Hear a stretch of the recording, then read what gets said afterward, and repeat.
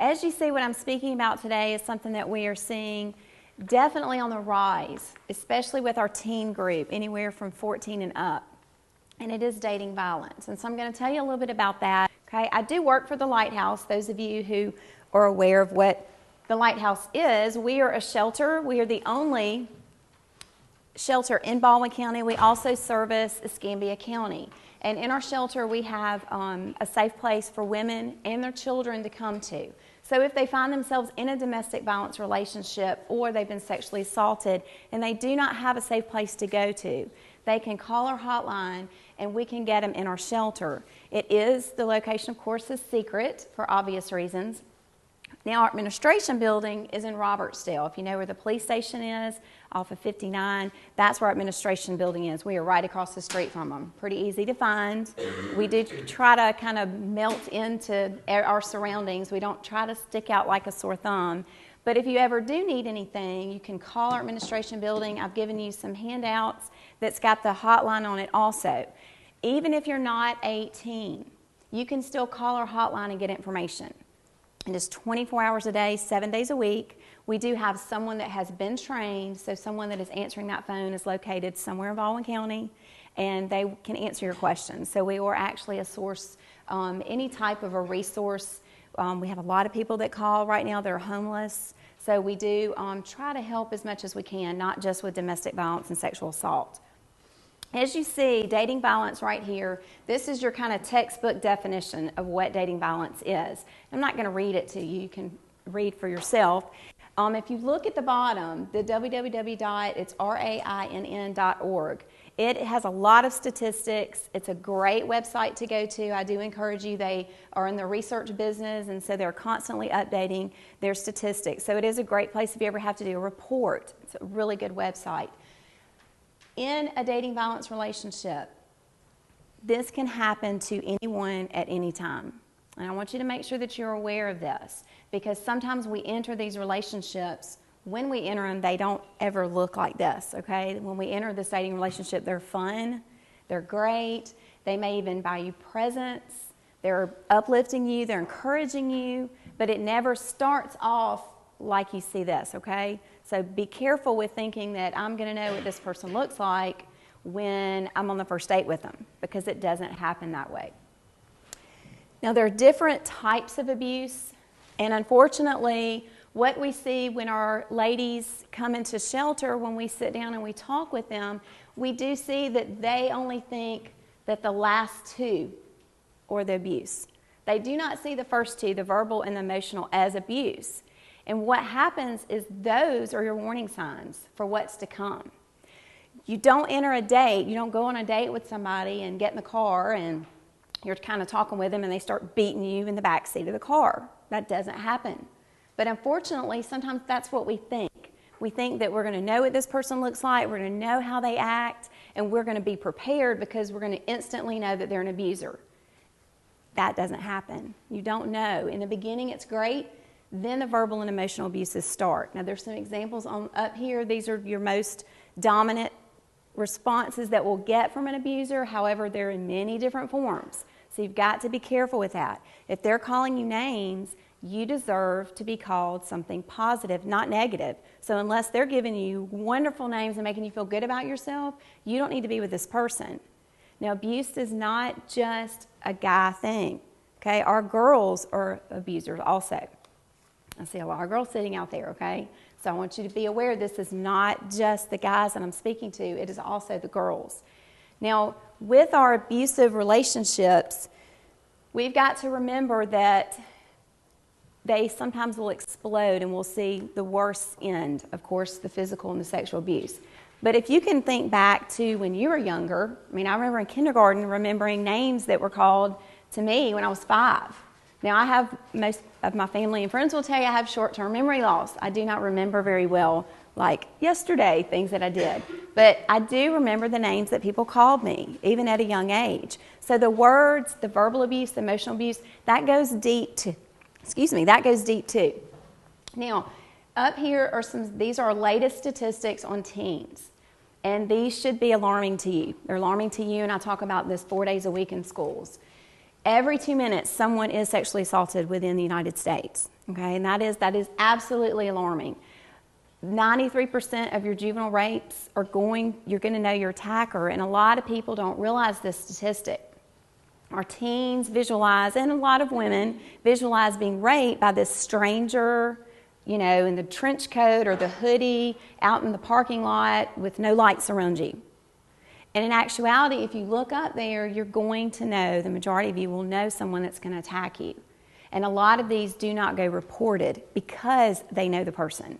Just because it's acquaintance rape and date rape does not make it any less painful than rape. Rape is rape. We put those tags on it in front just to let you know that sometimes rape happens with people you know. And as you see with this statistic, it happens more often than when it's a stranger. And again, 44% of our girls, you know, if you're 18 and that's making up the percentile of the people that are raped here in the United States. So it is something that is on the rise, and it's also something definitely happening to our youth. 1 in 4 girls will be abused before they reach adulthood. This can be any type of abuse, domestic related or dating violence. So remember, there are different types. And again, with our boys, 1 in 8 of you will be abused. So it's not just a guy thing or a girl thing. These are our main signs of relationship abuse, okay? You've got this list on here. There are also different forms of this. I want you to be aware. These are the signs you need to know. If you're in a dating relationship and you're first starting out, again, it's great and wonderful.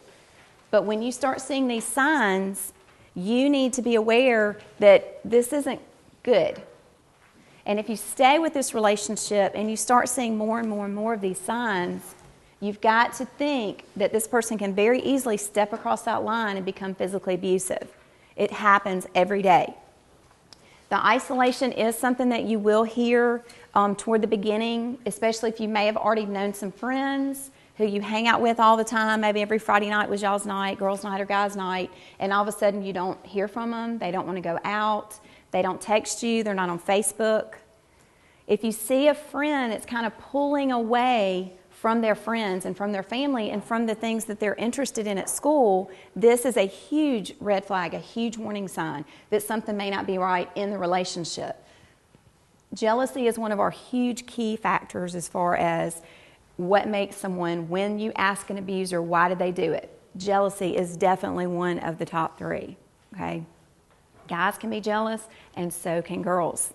Okay, I walk the hallways at all the schools, and middle school and high school especially, and I'm telling you, some of you girls are vicious. Okay, I'm sure none of you sitting out here are, but y'all know what I'm talking about. You're at the school, you see it and you hear it. So girls sometimes think that they're exempt from it, when in actuality they're not. All right, when we talk about who's abused, I want you to make sure that you realize it can be anyone. Now, of course, we're talking about teen dating with you here for obvious reasons. But again, making sure that it doesn't matter what race you are. It doesn't matter where you come from.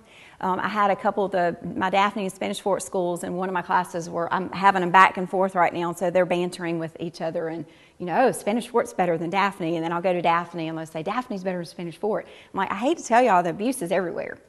And they're like, no, not at Spanish Fort. I'm like, yeah, it's at Spanish Fort. Okay. It can be at any school.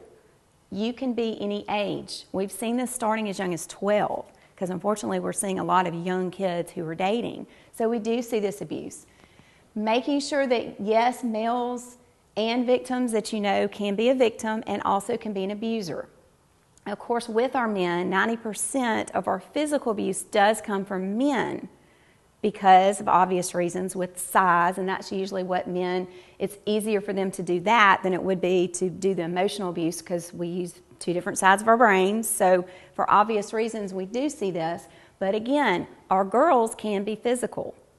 That doesn't necessarily mean they're going to hurt the guy that they're with, and it definitely means that the guy's not going to say anything most of the time, because somebody will call him a wimp. Right? So if somebody stood up in here and said, oh, my girlfriend beat me up, y'all would start laughing, okay? Because that's our society. That's how we've been raised. Men are macho, men are strong, men don't get abused, but they do, okay? So be careful with that. Making sure that you do realize that 1 in 3 teens, and if you do percentages, I've had one study that is up to 38%. So anywhere from like 33 to 38% will be in an abusive relationship. Okay, and it does affect not just you, but it affects everyone around you. Now, possessiveness is another big one as far as what makes our abusers physically abuse and kind of jump past that part into the physical abuse. You're not an object, girls and guys. You're not an object. You were not born to be a servant to this person that you're with. That's not why you're dating. Dating is supposed to be something that adds something positive to your life and not pull it away. It is supposed to be something fun. Now, dating is definitely drama. We know that, okay? But again, that's part of teen. The whole teenage years is drama. I mean, that's a good word to sum up being a teenager. But again, dating should be positive. This person should not control you.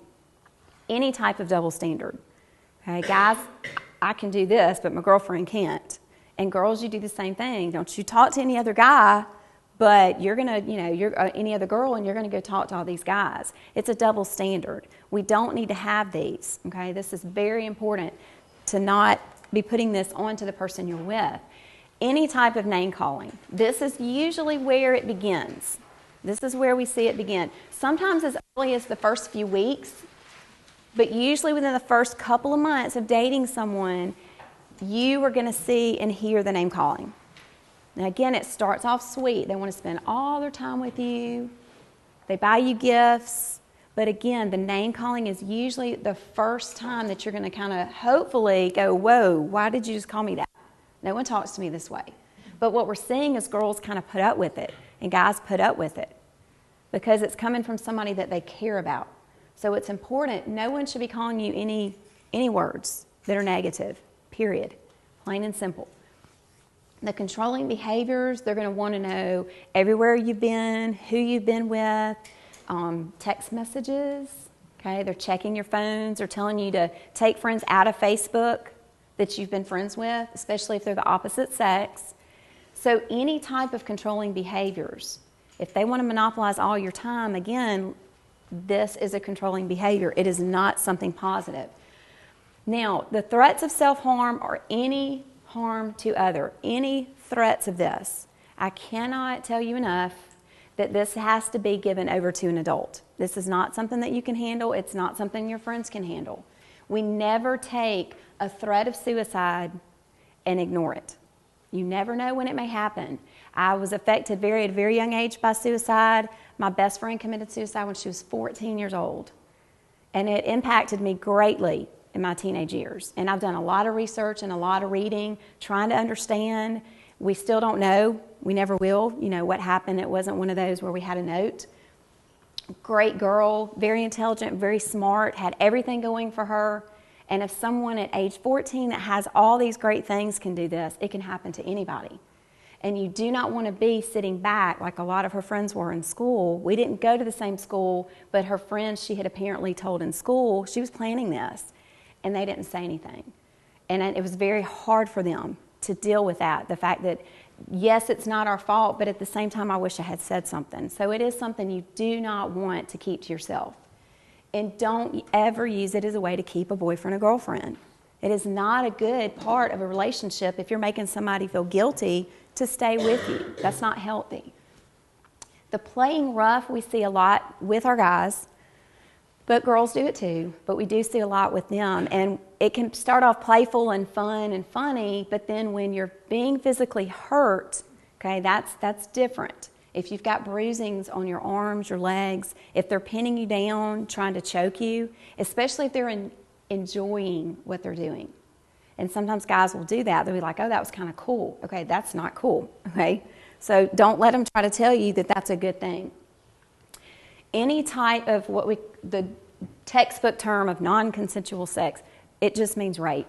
If you didn't give permission, if you didn't consent to anyone doing anything to your body that you did not want done, okay, depending on what they're doing, it can be rape, but it can definitely be a sexual assault.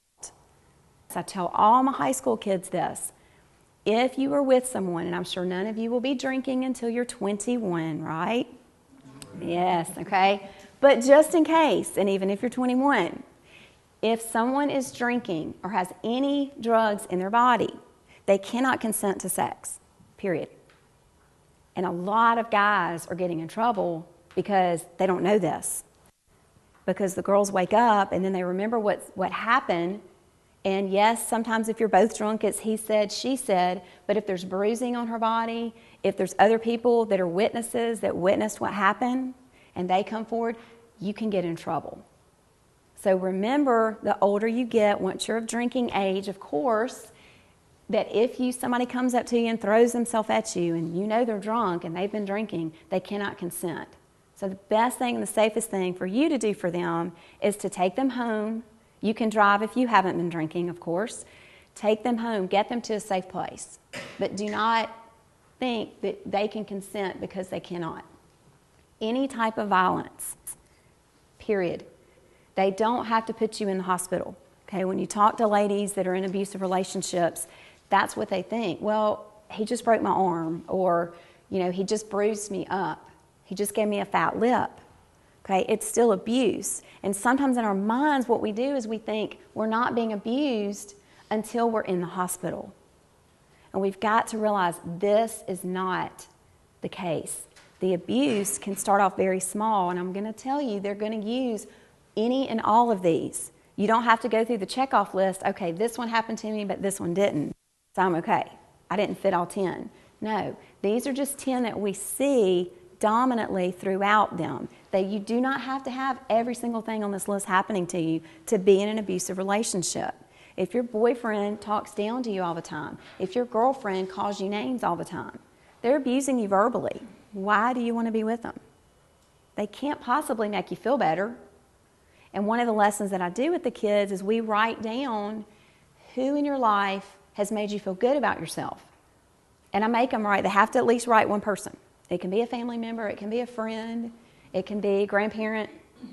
Even if your home life was a little dysfunctional, there is someone that has touched you and made you feel good about yourself. Write that person down. And then write down who and how they helped you. Was it just them? Was it another friend? Did they kind of meet with you together? Did they encourage you? And then how did that make you feel? And everybody says, great, makes me feel wonderful. I feel good on the inside. And then I say, so why are you in this relationship? Did they make you feel that way? No? Then why are you with them? We all have the choice, just like we all have a choice to be an abuser or not. We all have that choice to use encouraging words or mean words. And girls, we can use them, those mean words, really, really well. Okay, I tell my girls all the time, even in my bully program, that our words hurt, and girls can shred someone all the way down to just a little nub on the inside and never lay a hand on them. And they think because they're not physically hurting somebody, they're not hurting them. And they are. And it's important to realize that. You've got to realize how important your words are to people that are around you. Now, these are some ways, again, hopefully none of you will be in this relationship. But our statistics tell us before you leave high school, you will know someone in an abusive relationship. One type or another. Some of you, a lot of you are probably sitting here and you already know somebody. Whether it's in the home and it was domestic violence, or whether it was in a dating type of relationship. But you probably already know somebody. These are some things that you need to look for to help this person. Okay? Also yourself, but a friend too. Any types of insults, if this person is calling them bad names, out in public especially, you know if they're doing it in public, they're worse in private. Okay? I know I have 2 kids, and that's what my big thing was, please be good in public, okay? And they luckily already have 2 great kids. But again, if you're out in public, we tend to be in our best behavior, right? We don't say usually what we might say at home because our families are our unit that we can hang out with and be mean to, and they're going to come back and love us anyway. So at home, we might be a little bit more laid back with our words. But if you see them doing this in public, remember it's probably worse in the relationship when they're by themselves. Any extreme acts of jealousy, any. And we see it all the time. Like I said, I'm a watcher. I went through counseling and psychology in school, and I love that. So I naturally watch kids, and I've been doing this for a long time. And I watch the way that they interact. And if you will do this, you will see if a person is in a relationship, there'll be different signs that they're going to say, whether they jump a lot if the person moves, okay? That could definitely be a sign that they're hitting them. They're real jumpy. Anything that they say, even if they're touched by this person they're supposed to love, they're jumping back. If they're saying things, look at their expression, look at their body language, and you can usually read that this person is being hurt. Making sure that you are not the blame and the fault of everything that happens to this person. It is not your fault, and they're going to tell you it is again and again and again. We hear this with the ladies that are older that come to shelter. We hear it with our young teens, and the abuser will say, well, if you did this, I wouldn't have had to have hit you. If you had not have been so disrespectful to me, then, you know, it's not my fault that I hit you. It's your fault. You shouldn't have done that.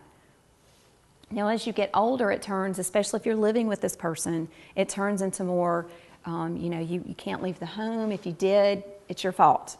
You deserve what you get. If supper's not on the table at a certain time, you know, you'll see this. So some of you may have some aunts, uncles that may be in this type of relationship too, and I want you to realize it doesn't stop by any means in the teens. Okay, it does go throughout. We've had, you know, people in their 80s at shelter before. It's not something that you just grow out of. An abuser's not going to stop until he wants to and he gets help with that. All right, these are some other things to look for. If you're looking for that friend to make sure, you know, maybe they are, but I'm not sure. These are some other things that you really need to look for. The constant canceling of plans. You've made a plan and they're constantly changing it. And then their reasoning doesn't even make sense because they don't want to come out and say, my girlfriend or my boyfriend told me to. They're not going to tell you this. Most of our girls and guys that are in an abusive relationship will not confide in someone else. They're not going to do it. Number one, they're embarrassed. Most of them are completely humiliated and embarrassed because they can't believe that they're in this relationship and they should have known better. So they're embarrassed. They're also scared because usually the abuser will intimidate them to know that they don't want anybody else knowing, especially their family. So you, as a great friend, and I'm sure all of you are, your job is to recognize this in a friend, because don't wait for you to think that friend's going to tell you. They're not going to tell you. Any type with the physical abuse, of course, obvious cuts and bruises that are unexplained. But also we see the baggy clothes. We'll see the guys that control what their girlfriends wear. And we'll also see like it's hot and it's the summertime and they're wearing long coats and long pants. And they don't want to go to the beach a lot. They don't want to go anywhere where they have to wear shorts. They're usually covering up bruises. Okay, that's just one of the signs that sometimes we don't realize that it's a way for them to cover up bruising. They don't want to change in front of you. You know, if you're hanging out or whatever, you're in PE, they're very isolated. They'll isolate themselves when it comes to having to change their clothes. That's another warning sign that you can see. Any type of isolation, they will grab you up and pull you away from every person that's going to possibly say, why are you letting this person hurt you? So if you are a vocal friend, and I encourage you to be, and they start pulling them away from you very quickly, right then you should jump on that and know absolutely that that's probably the reason why.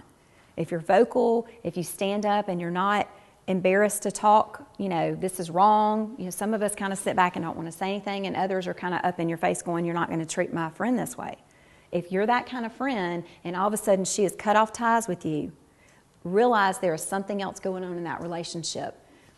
Any type of pressure of any form, not just sex, but any kind of sexual act that they do not want to do, again, is another alarming warning sign. 40% of our girls do report ages 14 to 17 that they do know someone that has been beaten by a boyfriend. Now, this statistic has gone up a little bit. And at 40%, if you've got to remember that 60% go unreported, okay? Anywhere from 40 to 60% go unreported. This statistic would even go up. Now, this is what our relationships are supposed to be about, equality, not controlling, not making you do something that you don't want to do, making you uncomfortable. It's about equality. A guy should be able to still hang out with his guy friends, and he's in a relationship. And a girl should be able to hang out with her girlfriends when she's in a relationship. No one should monopolize all of your time. I've been married 20 years, and my husband is my best friend. But again, we don't spend 24 hours a day, 7 days a week with one another. It's not healthy. It's not healthy for either one of us. I think we would both go crazy. And I know when you first start off, that's what you want to do. But try to take a step back and realize that the teens especially, hormones are controlling everything that you do. But realize it's not healthy to spend all your time with this person. You'll get tired of them pretty quick, and then you'll start resenting them because they've taken you away from things that you enjoy. So it's very important to make sure that you've got that me time, the girlfriend, guy friend time. Now, these are your rights. We all have rights as we wake up in the morning. These are kind of just your rights as a teen that is starting to date. You have the right to say no, and I encourage you to say no. You don't have to go out with somebody just because they asked you. High school is not about how many people you date before you leave. That's not what it's about. And I promise you, those that might make fun of you because you're not dating are already insecure about themselves. It has nothing to do with you. You're not weak because you said no. Be picky. I tell all my guys and girls, please be picky. It's important. This is your body. And you don't want to put that body into a relationship with someone that you really don't like, or that you don't like a lot of things about them. So be careful with this and learn that it's okay to say no. You do not have to have someone kiss you at the end of a date if you don't want them to. Okay? I remember dating people and it was not going so well. And I'm just cringing because it's like, oh, please don't try to kiss me. Please don't try to kiss me. Okay? We've all probably experienced that. If not, you will. Okay? And it's okay to say, these are my boundaries for the date. Okay? Because we've got to realize communication is the key to all relationships. But when we date, do we really talk about our feelings? No. Especially when we're first starting out, we don't talk. We might talk about what you like and what they like, but what's going on in our brain, I do want him to kiss me. I don't want him to kiss me. I do want her to kiss me. I don't want her to kiss me. All these things in your brain that goes on a date, we never communicate it. And we don't say, this is what I expect. Okay? We're just friends. We're just starting out. I even sometimes will tell my kids, don't even think the first time going out with this person is a date. It's like an informational meeting, okay? It's like an infomercial. You're learning all you can about this person to see if you want to go on a date with them. Because then that kind of takes the pressure off of the dating scene and what's to be expected on a date. Make sure that before you date, and some of you probably already are, but it's never too late to do this, have your core value system. Have your standards or values, whatever you want to call them, but have those put in place before you date. We usually do it opposite. And then we start dating somebody, our value system is set around this person. And in the high schools, one of the things we do with the Safe Dates programs is we do not do that. The first couple of pages that we do in there is for them to circle characteristics or personality traits that they want to see in someone they're dating. And I tell them, if you're dating somebody, I know it's hard, but get them out of your brain real quick, just for a couple seconds, okay? It's not about the characteristics of the boyfriend you're dating or the girlfriend you're dating. It's about what is important to you. Is honesty important? Hopefully it is, okay? Integrity, loyalty, respect. But you need to have these put in place before you start dating.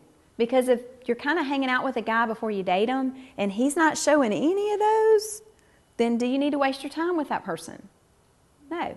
And guys, the same thing. If the girls are not showing the signs of what's important to you, then you don't need to waste your time. So it keeps you from putting yourself out there in an unsafe relationship or relationship that's not going to be very positive for you. Making sure the bottom is so important.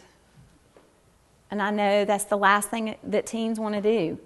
We don't want to talk to our parents. I was a teen too. I didn't either. Okay? But you've got to realize how important it is, especially if you find yourself in an abusive relationship. They are going to be your biggest supporters. They're going to help you through whatever it is you need helped. And I've seen some mamas completely be sweet and quiet and don't mess with my kid, and they become a lion or a bear, and we know the daddies will, okay? I mean, everybody's got a daddy, and everybody's, you protect your children. That's important. We also are showing a higher percentage when kids are speaking and talking to their parents. We are seeing them not being as much trouble, and we do see them able to recognize, wait a minute, this might not be healthy for me. This may not be good. Because they're talking to their parents. So if you're talking to your parents about the date and something comes up, your parents are going to be like, what did he call you? Or what did she say about you? You need to realize that this is not positive. This isn't necessarily good. But if you're not bouncing it off of an adult who's been there, then you're talking to friends who may also be in that same relationship. So unfortunately, our parents teach us how to drive, and our parents teach us how to put on makeup, and our parents, especially in this area, all guys pretty much know how to handle a gun. They know how to go deer hunting. They know all the little laws to keep you safe for that. But we really don't have our parents sit down with us and say, this is how you treat a girl, and this is how you treat a boy, and this is what happens out on the date. And we're not seeing that as much as we need to. So kids are entering a dating relationship and they have no clue what they're doing. And they think their friends do, and their friends don't either. So when they're asking the wrong person. So please, please, please talk to your parents. It's very important. Any type of a trusted adult, if you find yourself in this type of a situation, at the schools, most of you know at least one teacher that you trust. Okay, so does everybody have at least one teacher at your school? Raise your hands. Yay. One adult, whether it's a coach, a teacher, a counselor. You do realize your counselors are counselors. They're not just who you go see if you've been bad. Okay, y'all do realize that, right? They are there to help you, not just for college, okay, but anything. If you're experiencing depression, and we're seeing that on the rise in our teens, if you're experiencing a home life that's just not what it needs to be, any type of abuse, your counselor's there to be confidential to, that you can talk to as a sounding board and help you. So there's lots of people that are willing to help you. Make sure you have at least one and jot it down somewhere on your little booklet of somebody that you trust that you can go to at your school, because it's very important. If you are 18 and older, the Lighthouse is here for you. Okay, our crisis line is open to anyone. You do not have to be 18 to call it, and it is open 24 hours a day, 7 days a week.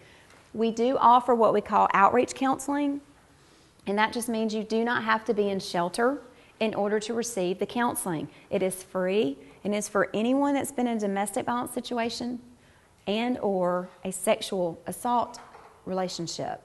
Okay, so we have counseled men also, because men are abused too, so it's not off limits, the counseling, just the shelter is for the women.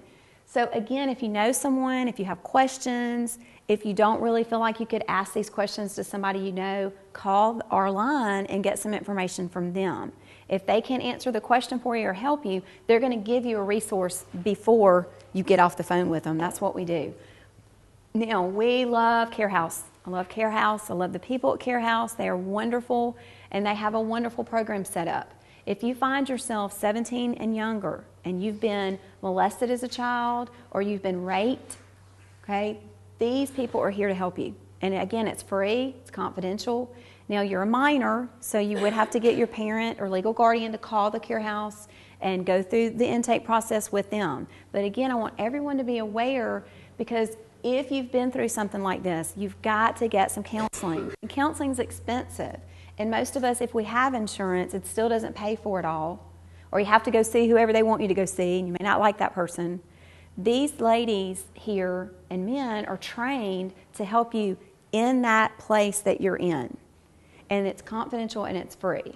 And they are wonderful people over there. I can't say enough about Care House. So this is, again, another area that you can get some help in. Now, happy people, okay? This is what we want to see. We want to see you dating and having fun and enjoying that. And yes, when you break up, it's sad, but again, you've gained wisdom, okay? That part of crying's okay. You'll be stronger because of it. We don't want to see the relationships abusive. That's not what we want to see. That's the last thing. We would love to take the Lighthouse and close it down. I would have to find another job, and I do love my job, but that's okay. But again, we would like to eventually see it not even need to be there, because we don't want to see abuse. And again, your generation has the opportunity to change that, because by talking about it instead of it not being talked about, okay, it's been, oh, we don't discuss that, it's not in our house, so it's none of our business. And it needs to be the opposite. If you know someone that is in an abusive relationship, you need to get them some help. They're not going to get it for themselves. But a good friend that comes along and supports them and doesn't judge them and says, you know what, I believe what's happening to you, and let's go get some help. That can make all the difference in the world. And sometimes it just takes the one person to stand up. Now, guys, I will tell you, you have a lot of power with your male friends. They don't listen to women. If you're an abuser, you don't respect women, so chances are you're not going to listen, whether it's me or 15 other women up here, you're going to tune us out. But when you're in the locker room, now I'm a sports fanatic. I grew up tomboy, so I covered football for the newspaper in high school at Fairhope. I know what goes on in the locker rooms, okay? I'm not stupid when it comes to that. I know the talk that's in there, and when the guys get together. You have the courage, all you got to do is step up and say, this isn't right. This is not how you treat women. The majority of the guys behind you are thinking the same thing, but they're too scared to say anything. They don't want to be called a name, but it just takes that one person to step up and say, this is not right. And guys, I'm telling you, just by saying that, you can pretty much help an abuser get help, because it's very important that we don't just treat the victims, that we treat and help the abuser as well. If we're treating and helping the abuser, are we not helping victims in the future?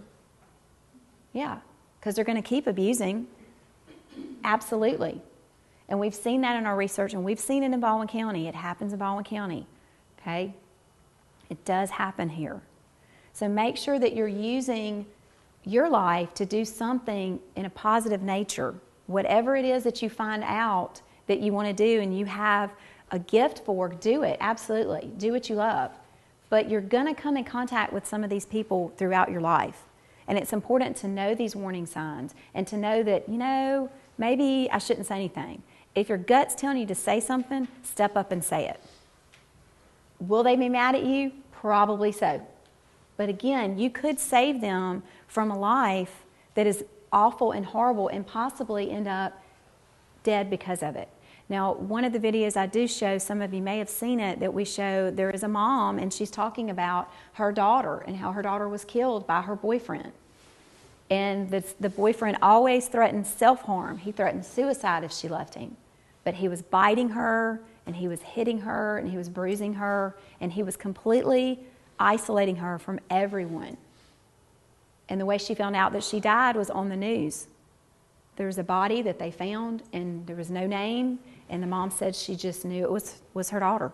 She said, I knew it was her. And he shot and killed her, and he is in jail. But again, this does happen. And that mom has made it so important that she is on this video because she wants other kids to see and other parents to know.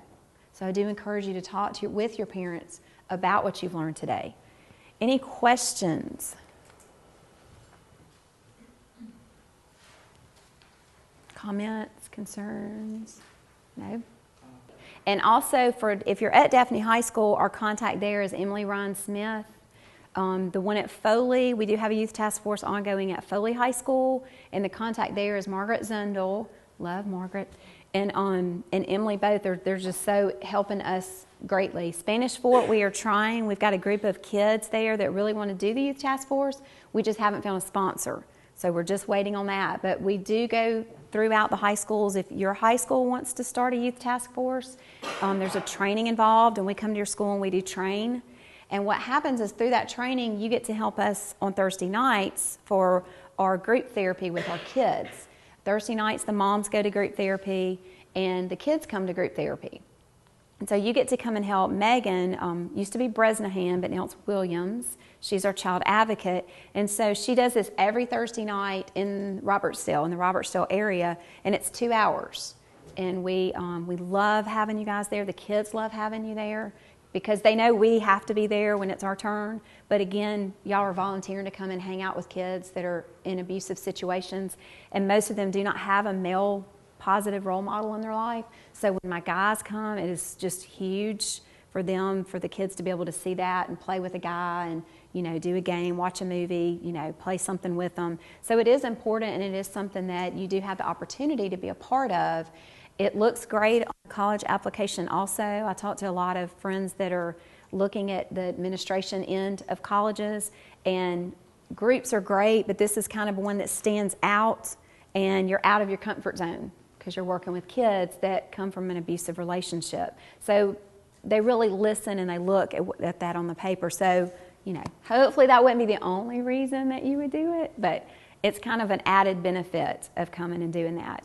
And we do things throughout the year. Next month starts our Dating Awareness and Violence Month, and we're going to be doing the Hands Are Not for Hurting campaigns. I know at those 3 schools, I haven't been contacted yet from the other ones, but it's taking a handprint, and we're having you sign your name and pledging that you will not use your hands for hurting, and we're displaying these around the 3 high schools. Now, if you're at a different high school, I'd love to come in there and do it too, but those are just the ones so far that we've been able to contact. But it's a very easy thing to do, and it's making you realize that you're committing not to hurt someone. So it's very important. We constantly will have people come up and they'll be talking to us while they're signing it going, well, I didn't think if I pushed her or shoved her, that was abuse. So it's great to be able to be there and say, yeah, it is abuse, but you know what? The great thing is you don't have to do it tomorrow. You can stop it today. And that's the great thing about it is with some help, you can get the help you need and you can stop the abuse. You don't have to continue down this line that you're going down because it will not end well. It will not end well for you or for your victims. Any other questions? Yes? I just want to say that I wish more people knew about if alcohol is involved, because I think that would change a lot of people's decisions. Yes. And at every high school I go to, we talk about that almost every time because, you know we have to hear it more than once and see it. And if it's me, I have to smell it and color code it. And, you know, it takes a lot. So I do try to tell them a lot, as much as I can. And then when I leave, the teachers are always reinforcing it, which is great. So, you know, we'll get in a debate usually the first time, you know, kind of like with rape, when I explain rape. And we'll have some debate about that. Well, I don't think that's rape. And, you know, but that's the great thing. I want them to debate it, you know, so that I can show them and tell them that this is what it is. And it's the same thing with alcohol. So it is important. Any other questions? What if you know somebody that's in an abusive relationship, they don't want help because they're afraid of it, you've tried to help them, and when you tried to help them, their boyfriend threatened you personally, where would you go from there? The next step is going to have to be an adult. You're going to have to be an adult. I always encourage, and I know it sounds like you're tattling, but the victim's parents need to know. And every now and then we'll have victims' parents that really don't care. Okay, there are those kind of parents out there. Move on to someone else. Find someone, whether it's at your school or their school, a counselor. We have these great, wonderful things called restraining orders. I've probably heard of those, okay? Now, with abuse, we have a PFA, which is a protection from abuse. So it's specifically geared to abuse. But guess what? Teens can get a restraining order too. Now, depending on your age, your parents may have to go with you. But again, there's these things are put in place to protect you at all Baldwin County schools. So even if, you know, she goes to school with this person or he goes to school with this person, the restraining order, the person has to stay away from them. And I will tell you, I think at almost every high school we have at least one, if not more than one. So it's not something that, you know, nobody's using. You just don't ever know about it, which is the great thing. But they have to stay away from them so many hundred yards. They can't have the same lunch wave. They're not involved in any of their classes. And if this person violates this, they can go to jail. So it does kind of alleviate, if you've done all you can do, you know, as a student, you're going to have to find a trusted adult and turn that over to them, especially a parent. You know, most moms and dads are not going to know that their child is in this relationship until it's too late. You know, either they're seeing the bruising or, you know, worst case is that they're killed. And so we constantly hear the parents going, I wish somebody had told me. Because, you know, parents are you don't mess with their kids. So, you tell the parents, then they're going to take over after that. Anybody else?